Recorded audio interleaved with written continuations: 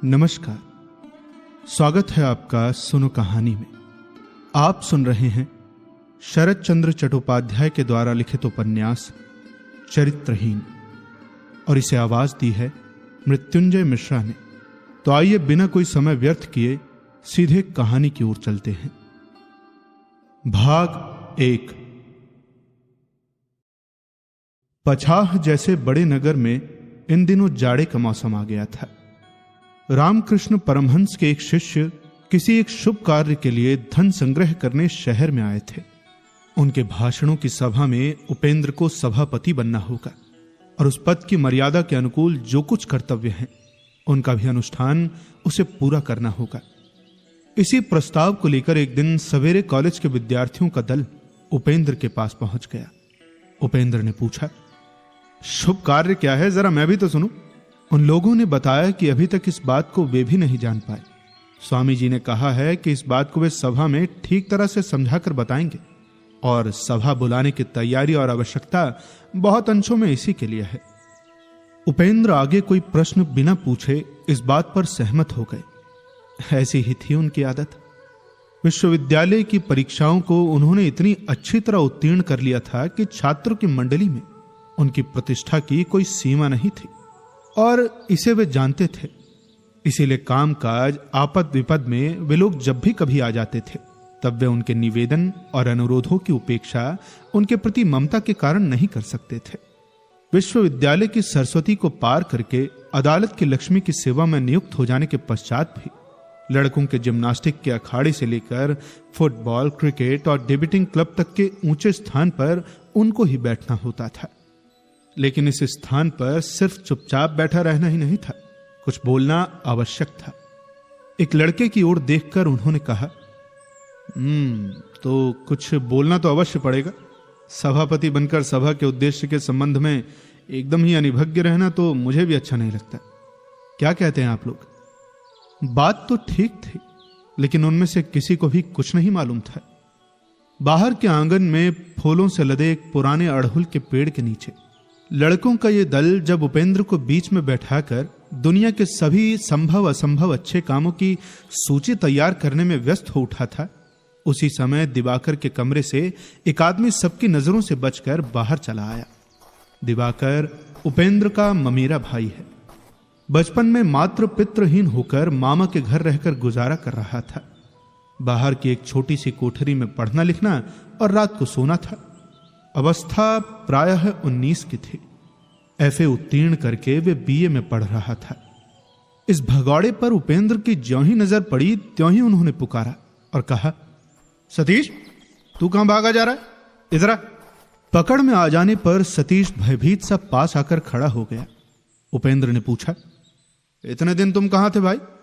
अपने अप्रतिम भाव को छोड़ सतीश हंसकर बोला, इतने दिन मैं यहां था ही नहीं उपेंद्र भैया, अपने चाचा के यहां इलाहाबाद गया हुआ था। बात तो ठीक तरह पूरी भी ना हो सकी थी कि एक युवक जिसकी दाढ़ी मूछ सफा चट थी, टेढ़ी मांग, चश्माधारी था, आंखों को तनिक दबाकर और दांत निकालकर बोल उठा, मन के दुख के कारण ही क्या सतीश? हाई स्कूल की परीक्षा में इस बार भी उसे भेजा नहीं गया। इस बात को सभी जानते थे। इसलिए यह बात ऐसी भद्दी सुनाई पड़ी कि सभी उपस्थित लोग लज्जा से मुंह नीचे झुकाकर मन ही मन छी छी करने लगे। अपने परिहास का उत्तर न पाने के कारण युवक की हंसी गायब हो गई। लेकिन सतीश अपना हंसता हुआ चेहरा लेकर बोला, भूपति बाबू, मन रहने से ही मन में दुख होता है।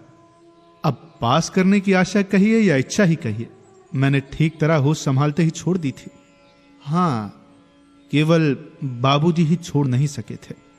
इस कारण मन के दुख से किसी को यदि घर छोड़ना पड़े तो उसका ही छोड़ना उचित होता। फिर भी वे अटल रहे, अपनी वकालत करते रहे हैं। लेकिन तुम कुछ भी क्यों ना कहो उपेंद्र भैया, इस बार उनकी आंखें खुल गई हैं।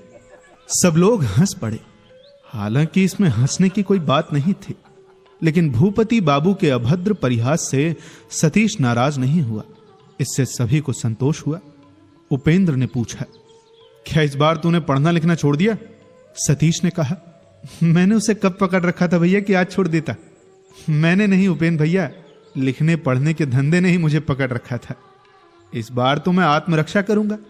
ऐसे देश में जाकर रहूंगा जहां स्कूल ही ना हो। उपेंद्र ने कहा, लेकिन भाई कुछ करना तो आवश्यक है। मनुष्य एकदम चुपचाप नहीं रह सकता, यह भी तो ठीक नहीं है। सतीश बोला, नहीं भैया, चुपचाप नहीं बैठूंगा। इलाहाबाद से एक नया मतलब प्राप्त कराया हूं। इस बार अच्छी तरह प्रयत्न करके देखूंगा कि उसमें मैं क्या कर सकता हूं। विस्तारित विवरण सुनने के लिए सभी उत्सुक हो रहे हैं। यह देखकर वो लज्जायुक्त हंसी हंसा और उसके साथ बोला, मेरे गांव में जिस तरह मलेरिया है उसी तरह हैजा भी है। 5-7 गांवों में ठीक वक्त पर शायद एक भी डॉक्टर नहीं मिलता। मैं उसी स्थान पर जाकर होम्योपैथी चिकित्सा शुरू कर दूंगा। मां अपनी मृत्यु के पहले मुझे कई हजार रुपए दे गई है। वो रकम मेरे पास है। उन्हीं से अपने गांव के घर पर बैठक खाने में एक चिकित्सालय खोल लूंगा। हंसो मत उपेंद्र भैया, तुम देख लेना, इस काम को मैं अवश्य करूंगा। बाबूजी को तो मैंने राजी कर लिया है। बस यही 1 महीना बीत जाने के बाद ही मैं कलकत्ता जाकर होम्योपैथी स्कूल में दाखिल हो जाऊंगा। उपेंद्र ने पूछा, 1 महीने के बाद ही क्यों, अभी क्यों नहीं? सतीश ने कहा, वो कुछ काम है भैया। दक्षिण टोले में नवनाट्य समाज को तोड़कर एक लफड़ा निकल पड़ा है और हमारे विपिन बाबू उस दल के नायक हैं। तार पर तार भेजकर उन्होंने ही मुझे बुलाया है। मैंने भी कह दिया है कि उनकी कंसर्ट पार्टी को ठीक करके ही किसी दूसरे कार्य में जुटूंगा। ये सुनकर सभी ठहाका मारकर हंसने लगे। सतीश भी हंसने लगे। थोड़ी देर में हंसी का वेग जब कुछ शांत पड़ गया तब सतीश बोला, एक बंसी वादक का अभाव था भैया, इसीलिए मैं आज दिवाकर के पास आया था। अगर नाटक की रात को मेरा उद्धार कर देता तो अधिक दौड़ धूप नहीं करनी पड़ेगी। उपेंद्र ने पूछा, तो क्या कहा उसने? सतीश ने कहा, वो क्या कहेगा भैया, कहता है कि परीक्षा नजदीक है। अब बताओ, ये बात तो मेरे दिमाग में घुसती नहीं उपेंद्र भैया कि 2 साल तक पढ़ने लिखने के बाद दी जाने वाली परीक्षा भला किस तरह लोगों की एक ही रात की अवहेलना से नष्ट हो जाती है।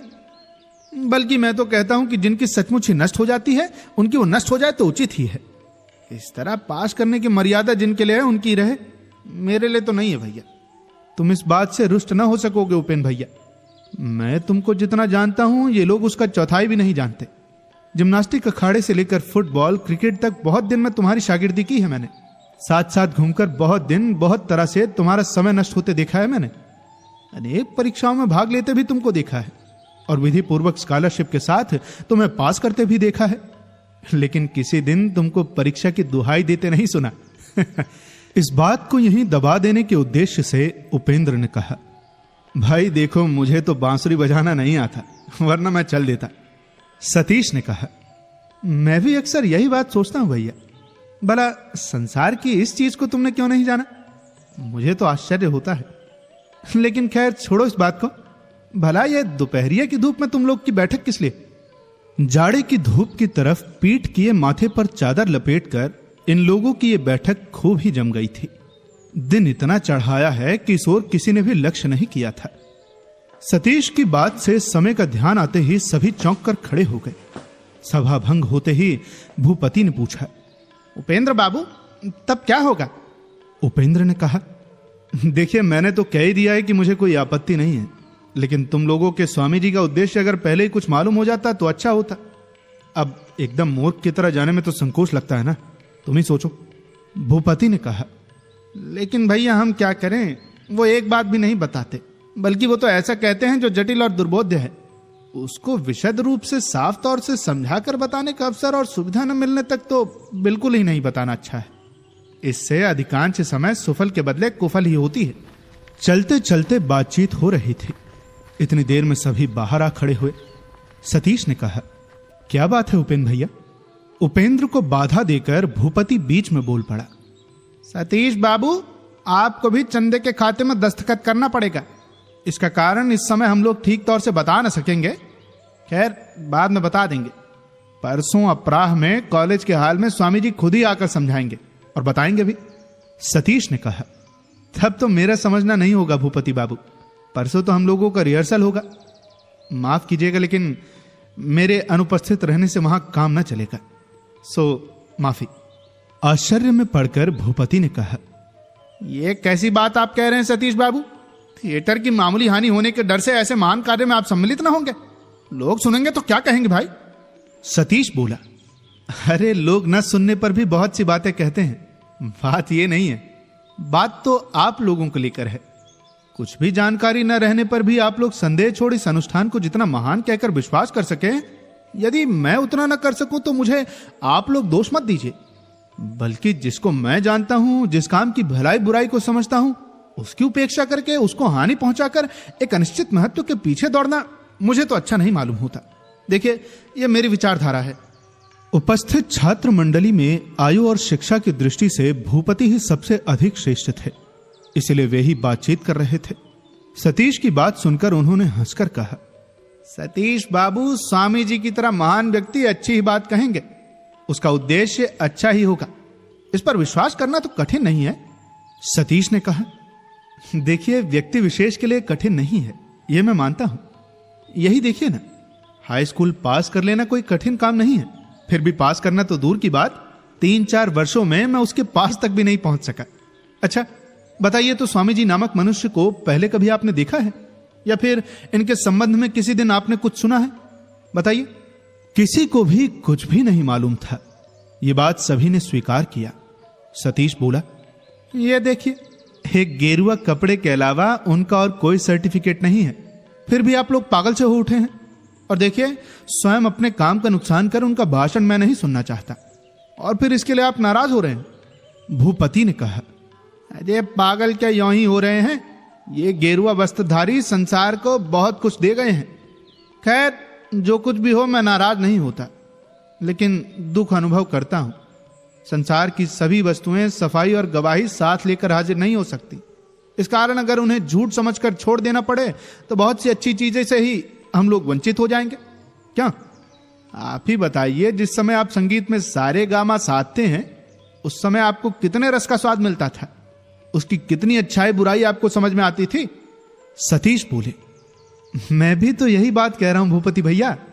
संगीत का एक आदर्श यदि मेरे सामने न रहता, मीठे रस का स्वाद पीने की आशा यदि मैं न करता, तो उस दशा में इतना कष्ट उठाकर मैं सारे गामा को साधने नहीं जाता। वकालत के पेशे में रुपए की गंध अगर आप इतने अधिक परिमाण से नहीं पाते, तो एक बार फेल होते ही रुक जाते। बार बार इस तरह जी तोड़ मेहनत करने के कानून की किताबों को कंठस्थ नहीं करते। उपेन भैया भी शायद किसी स्कूल में अध्यापिकी पाकर इतने दिनों में संतुष्ट हो गए होते। क्यों? उपेंद्र हंसने लगे, लेकिन भूपति का मुंह लाल हो गया। एक खूंचे का जवाब 10 गुना करके दिया था। यह बात वे सभी समझ गए। क्रोध दबाकर भूपति ने कहा, आपके साथ तो बहस करना बेकार है। एक ही वस्तु की अच्छाई बुराई कितने तरह से हो सकती है, शायद इसे आप जानते नहीं। सब लोग रास्ते के किनारे उकड़ू बैठ गए थे। सतीश उठ खड़ा हुआ और हाथ जोड़कर बोला, देखिए, क्षमा कीजिए भूपति बाबू, 6 तरह के प्रमाणों और 36 प्रकार के प्रत्यक्षों की आलोचना इतनी धूप में सही नहीं जा सकती। इससे तो अच्छा यही है कि संध्या के बाद अब बाबूजी की बैठक में आइएगा, जहां आधी रात तक तर्क वितर्क चल सके। प्रोफेसर नवीन बाबू, सदर आला गोविंद बाबू और घर के भट्टाचार्य तक ऐसे ही विषयों पर आधी रात तक बहस किया करते हैं। उनके पास वाले कमरे में मैं रहता हूं। हेर फेर के दांव पेच की बातों से मेरे कान अभी तक पूरे पके तो नहीं है, लेकिन मुझ पर रंग चढ़ने लगा है। लेकिन असमय में पेड़ों के नीचे गिरकर सियार कुत्तों के पेट में जाना नहीं चाहता मैं। इसलिए इस विषय को छोड़कर अगर और कुछ कहना तो कहिए, नहीं तो आज्ञा दे, मैं चलूं। सतीश का हाथ जोड़कर बातें करने का तरीका देखकर सभी हंसने लगे। नाराज भूपति दोगुने उत्तेजित हो उठे। क्रोध के आवेश में तर्क का सूत्र खो गया, और ऐसी दशा में जो मुंह से निकलता है उसी की गर्जना करके वो कह उठे, हाँ, मैं देख रहा हूं कि आप ईश्वर को भी नहीं मानते। ये बात बहुत ही असंबद्ध और बच्चों की सी निकल पड़ी। स्वयं भूपति बाबू के भी कानों में ये बात खटके बिना न रह सकी। भूपति के लाल चेहरे पर एक बार तीक्ष्ण दृष्टि डालकर फिर उपेंद्र के चेहरे की तरफ देख सतीश खिलखिलाकर हंस पड़ा, और भूपति की तरफ देखकर वो बोला, आपने ठीक ही किया है भूपति बाबू। चोर चोर के खेल में दौड़ने में लाचार होने पर खड्डों को छू देना ही अच्छा होता है। इस अपवाद से आग बबूला होकर भूपति ज्यों ही उठ खड़े हुए, त्यों ही उपेंद्र ने हाथ पकड़कर कहा, अरे तुम चुप रहो भूपति, मैं भी इस मनुष्य को ठीक करता हूं। खड्डों को छू देना, ठिकाने जा पहुंचना, ये सब कैसी बातें हैं सतीश? वास्तव में मेरा भी तेरे जैसा संचयी स्वभाव है। इससे संदेह हो सकता है कि तू ईश्वर तक को भी नहीं मानता। सतीश ने आश्चर्य प्रकट कर कहा, हाय रे मेरा भाग्य, मैं ईश्वर को नहीं मानता। अरे खूब मानता हूं भैया। थिएटर का खेल समाप्त होने के बाद आधी रात को कब्रिस्तान के पास से लौटता हूं, कोई भी आदमी नहीं रहता। विश्वास के जोर से छाती का खून बर्फ हो जाता है। तुम लोग अच्छे आदमी हो तो इसका खबर नहीं रखते। लो हंस रहे उपेन भैया। अरे जब भूत प्रेत मानता हूं और ईश्वर को भी नहीं मानता मैं। उसकी इस बात को सुनकर क्रुद्ध भूपति भी हंसने लगे। बोले, सतीश बाबू, भूत का भय करने से ही ईश्वर को स्वीकार करना होता है, तो ये दोनों बातें आपके विचार से एक ही हैं। सतीश ने कहा, हाँ बिल्कुल एक ही है। आसपास रख देने से पहचानने का उपाय नहीं है। केवल मेरे निकट ही नहीं, आपके निकट भी यही बात लागू है, उपेन भैया के निकट भी, बल्कि जो भी लोग शास्त्र लिखते हैं उनके निकट भी। वो एक ही बात है। नहीं मानते तो अलग बात है, लेकिन मान लेने के बाद जान नहीं बचती है। चोट वोट में, आफत विपद में बहुत तरह से मैंने सोचकर देख लिया है। वाग वितंडा भी खूब सुन लिया है, लेकिन जो अंधकार था वही अंधकार है। छोटा सा एक निराकार ब्रह्म मानो या हाथ पांव धारी 33 करोड़ देवताओं को ही स्वीकार करो, कोई युक्ति नहीं लगती। सभी एक ही जंजीर में बंधे हुए हैं। एक को खींचने से सभी आकर उपस्थित हो जाते हैं। स्वर्ग नरक आ जाएंगे, इहकाल परकाल आ जाएंगे, अमर आत्मा आ जाएगी।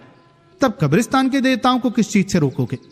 खाली घाट की कंगालों की तरह छुपके चुपके तुम किसी एक आदमी को कुछ देकर क्या छुटकारा पा जाओगे? पल भर में जो जहां था वहीं से आकर तुमको घेर लेंगे। कैसी बात करते हो? ईश्वर को मानूं और भूत से डरूं नहीं, ऐसा नहीं हो सकता भूपति बाबू। जिस ढंग से उसने बातें की उससे सभी ठठाकर हंसने लगे। दो छोटे बच्चों के हास्य कोलाहल से रविवार का अलस दोपहर चंचल हो उठा। उपेंद्र की पत्नी सुरबाला से प्रेरित दूर खड़ा भूतो अपने मन में भुनभुना रहा था। वो भी हल्के भाव से हंसने लगा। झगड़े के जो बादल घिराए थे, इस सब हंसी की आंधी से न जाने कहां विलीन हो गए।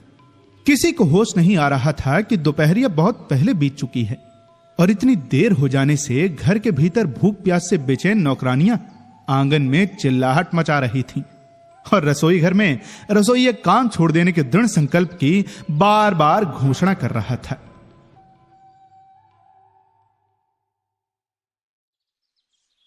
3 महीने के बाद कलकत्ता के एक मकान में एक दिन सवेरे नींद टूटने पर सतीश ने करवटें बदलते हुए अचानक ये निश्चय कर लिया कि आज स्कूल न जाऊंगा। वो होम्योपैथिक स्कूल में पढ़ रहा था। गैर हाजिर रहने की इस प्रतिज्ञा ने उसके तन में अमृत की वर्षा कर दी और दम भर में उसने अपने विकल मन को सबल बना डाला। वो प्रसन्न चित्त बैठ गया और तंबाकू के लिए चीख पुकार करने लगा। सावित्री कमरे में आकर पास ही फर्श पर बैठ गई। हंसते हुए उसने पूछा, नींद खुल गई बाबू? सावित्री इस बासा की नौकरानी और गृहिणी, यानी घर के सारे प्रबंध उसी के हाथ में हैं। चोरी नहीं करती थी, इसीलिए खर्च के रुपए पैसे सब उसी के पास रहते थे। एक हरा बदन, अत्यंत सुंदर गठन, उम्र कोई 21-22 की होगी, लेकिन चेहरा देखने से और भी कम उम्र की मालूम होती थी। सावित्री सफेद वस्त्र पहनती थी और दोनों होठ पान और तंबाकू के रस से दिन रात लाल बनाए रहती थी। वो हंसकर बातचीत करना तो जानती ही थी, उस पर हंसी का मूल्य भी ठीक उसी तरह समझती थी। ग्रह सुख से वंचित डेरे के सभी लोगों पर उसके मन में आंतरिक स्नेह ममता थी। फिर भी कोई उसकी प्रशंसा करता तो वो कहती, आदर न करने की दशा में आप लोग मुझे रखेंगे क्यों बाबू? इसके अलावा फिर घर जाकर स्त्रियों से निंदा करके कहेंगे कि डेरे पर ऐसी नौकरानी है जो भरपेट दोनों वक्त खाने को भी नहीं देती। उस अपयश की अपेक्षा थोड़ी सी मेहनत अच्छी। ये कहकर वो हंसती हुई अपने काम को चली जाती थी। डेरे में एक सतीश ही ऐसा था जो उसका नाम लेकर पुकारता था। जब तब उसके साथ हंसी मजाक करता था और कभी कभी इनाम भी दे देता था। इसी वजह से उसका भी सतीश पर स्नेह कुछ अधिक मात्रा में था। सारा दिन सभी काम काजों में व्यस्त रहने पर भी इसीलिए सदा एक आंख और एक कान सुगठित सुंदर युवक की तरफ लगाए रहती थी। बासा के सभी लोग इस बात को जानते थे और कोई कोई कौतुक के साथ इसका इशारा करने से भी बाज नहीं आता था। खैर, सावित्री जवाब न देकर मुस्कुराती हुई काम पर चली जाती थी। सतीश ने कहा, हाँ नींद खुल गई। इतना कहकर तकिए के नीचे से उसने 1 रुपया निकालकर उसके सामने फेंक दिया। सावित्री ने रुपया उठाकर कहा, अब सवेरे सवेरे फिर क्या ले आने की जरूरत हो गई? सतीश ने कहा, संदेश? लेकिन मेरे लिए नहीं, अभी तुम रख लो, रात को अपने बाबू के लिए खरीद कर ले जाना। सावित्री ने नाराज होकर रुपए को बिछौने पर फेंक कर कहा, रख लीजिए अपने रुपए को, मेरा बाबू संदेश नहीं खाता। रुपये को फिर फेंक कर अनुरोध के स्वर में सतीश ने कहा, मेरे सिर की सौगंध सावित्री, इस रुपए को तुम किसी भी प्रकार वापस न कर सकोगी। मैंने सचमुच ही तुम्हारे बाबू को संदेश खाने के लिए दिया है भाई। सावित्री ने मुंह उदास बनाकर कहा, जब देखो तब आप स्त्रियों की तरह सिर की सौगंध दिलाते रहते हैं, यह बड़ा अन्याय है। बाबू बाबू मेरे नहीं है, मेरे बाबू आप लोग हैं। सतीश ने हंसकर कहा, अच्छा अच्छा, दे दो रुपए, लेकिन बताओ मेरे सिवा अगर कोई और बाबू हो तो मैं उसका सिर खाऊं। सावित्री हंसकर बोली, मेरा बाबू क्या आपका सौत है जो सिर खा रहे हैं? सतीश ने कहा, मैं उनका सिर खा रहा हूं या वो मेरा सिर खा रहे हैं, बल्कि मैं तो उनको संदेश खिला रहा हूं भाई। सावित्री ने अपनी हंसी को रोक कर कहा, नौकर नौकरानियों के साथ इस तरह बातचीत करने से छोटे आदमियों को प्रश्रय मिल जाता है, फिर वे मुंह लग जाते हैं। जरा समझ बूझकर बातें करनी होती हैं बाबू, नहीं तो लोग निंदा करते हैं। ये कहकर रुपया उठा लिया और फिर कमरे से बाहर चली गई। थोड़ी ही देर बाद फिर लौटकर बोली, इस समय क्या बनेगा? भोजन संबंधी सभी बातों में सतीश एक गुणवान आदमी है, इसका परिचय सावित्री पहले ही पा चुकी थी। इसी के लिए प्रतिदिन प्रातः काल वो एक बार जरूर आती थी और सतीश की आज्ञा लेकर चली जाती थी और खुद ही खड़ी रहकर महाराज से सभी कामों को खूब अच्छी तरह पूरा करा लेती थी। इसी समय नौकर तंबाकू दे गया था। सतीश फिर एक बार करवट लेकर बोला, जो मनो वही बनाओ। सावित्री बोली, देखती हूं क्रोध भी है। दीवार की तरफ मुंह फेरकर तंबाकू खींचते हुए सतीश बोला, पुरुष ही ठहरा, क्रोध क्यों नहीं रहेगा? आज मैं भोजन भी नहीं करूंगा। सावित्री बोली, लगता है शायद और कहीं ठिकाना लग गया है, किंतु कुछ भी हो सतीश बाबू, स्कूल आपको जाना पड़ेगा, ये कह देती हूं। इतने थोड़े समय के बीच ही नियमित रूप से स्कूल जाने की बात फिर सतीश को भार सा बनकर दबाता जा रहा था और तरह तरह के बहाने, तरह तरह के कारण निकालकर उसने अनुपस्थित होना शुरू कर दिया था। आज उस बहानेबाजी की पुनरावृत्ति का सूत्रपात होते ही वो समझ गई। सतीश हड़बड़ाकर उठ बैठा और बनावटी क्रोध के स्वर में बोला, शुभ कार्य के शुरू में ही टोको मत। सावित्री ने कहा, यह तो आप कहेंगे ही, लेकिन एंट्रेंस पास करने में 24 साल बीत गए, ये डॉक्टरी पास करने में तो लग रहा है 64 साल बीत जाएंगे। सतीश ने क्रोध भाव से कहा, झूठी बात मत कहो सावित्री, मैंने एंट्रेंस पास नहीं किया क्या? सावित्री हंसने लगी, बोली, इसको भी पास नहीं किया? सतीश ने गर्दन हिलाकर कहा, नहीं, ईर्ष्यालु मास्टरों ने मुझे पास करने के लिए परीक्षा में बैठने ही नहीं दिया। सावित्री कपड़ों से मुंह को दबाकर हंसती हुई बोली, तो क्या इसकी भी वही हालत होगी? किसकी? इस डॉक्टरी की। सतीश ने कहा, अच्छा सावित्री, तो गधों की तरह जितने लोग हैं वो परीक्षा पास करके क्या करते हैं, तुम बता सकती हो क्या? सावित्री हंसी के वेग को दबाकर बोली, गधों की तरह, लेकिन गधे हैं नहीं। जो लोग वास्तव में गधे हैं वे पास ही नहीं कर सकते। सतीश ने दरवाजे के बाहर झांक कर एक बार देख लिया, फिर स्थिर भाव से बैठ गया और गंभीर होकर बोला, अगर कोई सुन लेगा तो सचमुच ही निंदा करेगा। मेरे मुंह पर ही मुझे गधा कह रही हो? देखो, इसकी सफाई नहीं दी जा सकती। हाय रे, कर्मों के दोष से आज सावित्री घर की सेविका है, इसी कारण वो इस आघात को सहकर बोली, ठीक ही तो है। ये कहकर वो चली गई। सतीश फिर आलसी की भांति बिछौने पर लेट गया। उसके मन में कर्म विहीन समूचे दिन का जो चित्र उज्जवल होकर उठ रहा था, सावित्री की बातों की चोट से उसका अधिकांश मलिन हो गया और मन की जिस व्यथा को लेकर सावित्री स्वयं चली गई, वो भी उसकी छुट्टी के आनंद को बढ़ाकर नहीं गया। यद्यपि वो मन ही मन समझ गया, आज फिर नागा करने से लाभ नहीं होगा, तो भी कुछ न करने का लोभ भी वो छोड़ न सकने पर आलस्य भरे विरक्त चेहरे से बिछौने पर ही लेटा रहा। लेकिन ठीक समय पर स्नान के लिए तकाजा आ पड़ा। सतीश उठा नहीं, बोला, जल्दी क्या है, आज मैं बाहर नहीं जाऊंगा। सावित्री ने कमरे में घुसकर कहा, देखो ये नहीं हो सकता, आपको स्कूल जाना ही पड़ेगा, जाइए स्नान करके भोजन कीजिए। सतीश ने कहा, तुमको क्या मेरा संरक्षक नियुक्त किया गया है जो तंग कर रही हो? आज मैं पद्मेकम न गच्छामि, जाओ। सावित्री तनिक हंसकर बोली, अच्छा चलिए, नहीं जाना है तो स्नान तो कर लीजिए। आपके आलस्य से नौकर नौकरानियों को दुख होता है, इसे क्या आप नहीं देखते? सतीश ने कहा, अरे ये कैसे नौकर नौकरानियां हैं जो 9 बजते न बजते ही दुख पाने लगते हैं। अब तो लगता है कि इस डेरे को ही बदल देना पड़ेगा, अन्यथा ये मेरा शरीर ठीक नहीं रहेगा। सावित्री ने हंसकर कहा, तब तो मुझे ही बदल देना पड़ेगा। लेकिन तुरंत ही वो बात को दबाकर बोल उठी, अच्छा चलिए, तब तक आपको इसी डेरे का नियम मानकर चलना पड़ेगा, स्कूल में भी जाना पड़ेगा। उठिए, दिन चढ़ता जा रहा है। इतना कहकर सतीश की धोती और अंगूछा स्नान घर में रख आने के लिए वो चल पड़ी। सतीश नियमित संध्या वंदन किया करता था। आज वो स्नान करके आया और पूजा के आसन पर बैठकर देर करने लगा। सावित्री 2-3 बार आकर देख गई और दरवाजे के बाहर से पुकारती हुई बोली, अरे अब देर क्यों कर रहे हैं? परोसा हुआ भात ठंडा होकर पानी हो रहा है। चलिए, स्कूल नहीं जाना, लेकिन 2 कौर खाकर हम लोगों को जरा रिहाई तो दीजिए। सतीश और भी 5 मिनट चुपचाप बैठा रहा, फिर खड़ा होकर बोला, संध्या पूजा के समय गड़बड़ी मचाने से जानती हो क्या होता है? सावित्री ने कहा, गंगा जली और पंचपात्र सामने रखकर ढोंग रचाने से क्या होता है, ये जानते हैं? सतीश ने आंखें फैलाकर कहा, मैं ढोंग रचा रहा था, कदापि नहीं। सावित्री कुछ कहने जा रही थी, फिर रुक गई। उसके बाद बोली, देखिए ये तो आप ही जानते हैं, लेकिन आपको भी तो किसी दिन इतनी देर नहीं होती। जाइए, भात परोस दिया गया है। ये कहकर वो चलती। आज जाड़े के मधुर दोपहर में डेरा निर्जन और निस्तब्ध था। इस डेरे में रहने वाले सभी नौकरी करते हैं। वे लोग दफ्तर गए हैं, रसोइया घूमने गया है, बिहारी बाजार से सौदा लाने गया है। सावित्री की भी कोई आहट आवाज नहीं सुनाई पड़ती। सतीश ने अपने कमरे में पहले दिवा निद्रा की मिथ्या चेष्टा की, फिर उठकर बैठ गया और कुछ सोचने लगा। सिराहने की खिड़की बंद थी।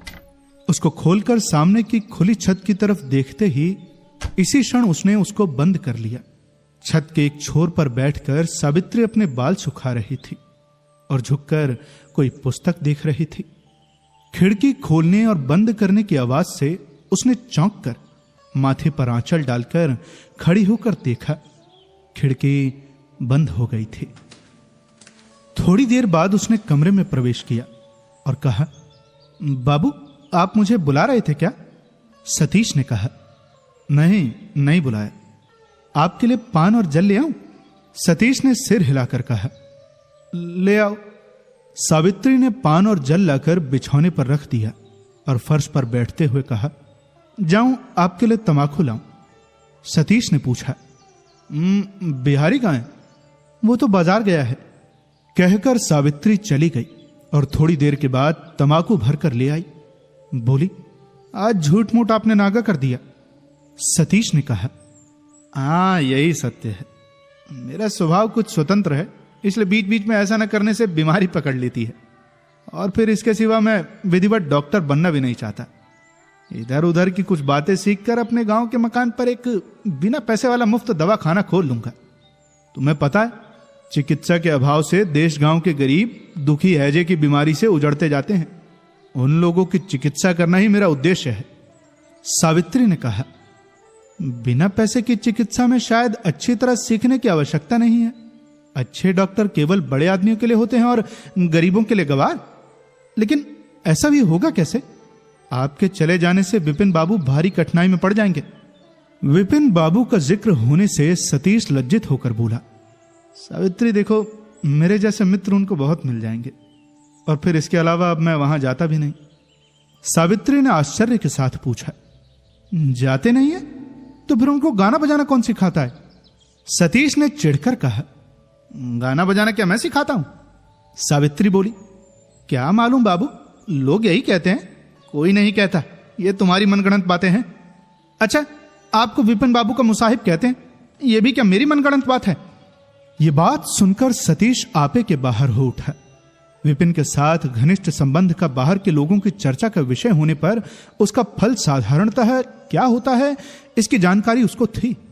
कलकत्ता वासी विपिन की सांसारिक अवस्था और उसके आमोद प्रमोद की अपर्याप्त साज सरंजाम के बीच प्रवासी सतीश का स्थान लोगों की दृष्टि से नीचे ही उतर आएगा। सतीश के दिल का यह संदेह सावित्री की तीक्ष्ण प्रहार से बिल्कुल ही उग्र मूर्ति धारण करके बाहर निकल आया। वो दोनों नेत्रों को सतेज बनाकर गरज उठा, मैं मुसाहिब हूं? कौन कहता है, बताओ तो। मन ही मन मुस्कुराकर सावित्री बोली, किसका नाम बताऊं?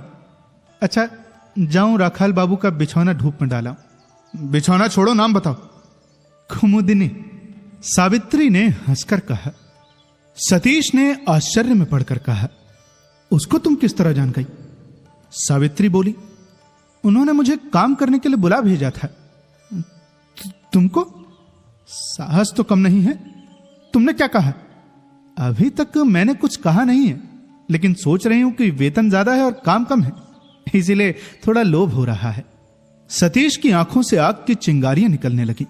उसने कहा, तो ये है विपिन की करतूत, तुम्हारा नाम वो अक्सर लेता रहता है। सावित्री ने हंसी को दबाकर कहा, क्या नाम लेते हैं? तब तो मालूम पड़ता है मेरे ऊपर दिल लग गया है। सावित्री की ओर क्रूर दृष्टि से देखने के बाद सतीश ने कहा, लगवाता हूं, 100 रुपए जुर्माना देने के बाद से किसी को आज तक पीटा नहीं। अच्छा तुम जाओ। सावित्री चली गई। राखाल के बिछौने को धूप में डालकर झटपट वापस आकर खिड़की के सुराख से झांक कर उसने देखा कि सतीश कुर्ता पहन चुका है और बक्से में से एक बंडल नोट जेब में रख रहा है। सावित्री दोनों चौखटे पर हाथ रखकर रास्ता रोककर खड़ी हो गई। बोली, कहां जाइएगा? काम है, रास्ता छोड़ दो। क्या काम है, सुनो तो।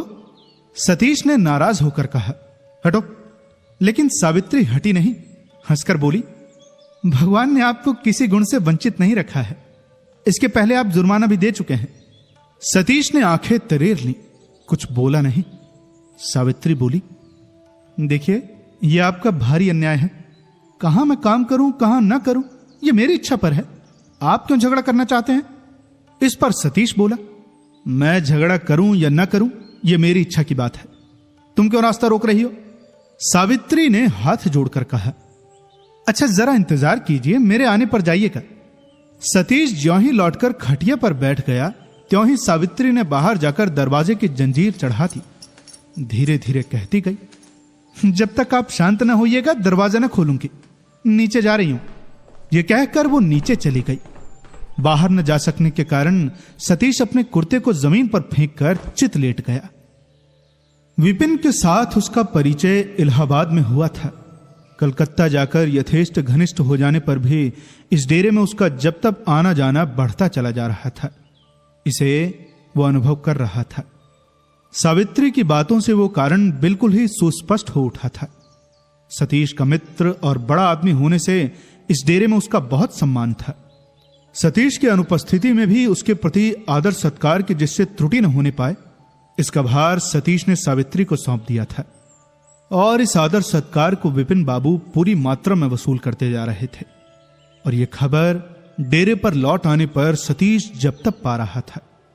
अपने मन की सरल उदारता की तुलना में विपिन की उस भद्री शुद्रता ने भारी कृतज्ञता की भांति